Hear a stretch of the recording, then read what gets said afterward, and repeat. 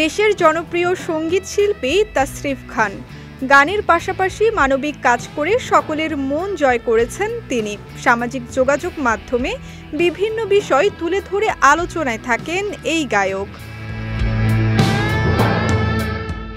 ঈদের খুশিতে যখন ভাসছে পুরো দেশ, তখন আবারও সমাজ মাধ্যমে একটি পোস্ট করে ভাইরাল হয়েছেন তাসরিফ। তার পোস্টের সঙ্গে একমত পোষণ করেছেন ভক্তদের অনেকেই। গায়কের এই ফেসবুক পোস্টটি নিয়ে মাতামাতি করছেন নেটিজেনরা। ঈদ সালামি নিয়ে করা পোস্টে তাসরিফ লিখেছেন, ছোটবেলা সালামি চাইলে অনেক বড়রা সালামির বদলে দোয়া করে দিত।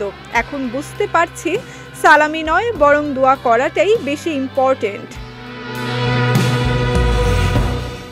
পোস্ট করার পর কমেন্ট বক্সেও তিনি লিখেছেন, এখন সালামি চাচ্ছেন তাই বুঝতে পারতেছো না, সালামি দেওয়ার সময় হলে ঠিকই বুঝবা।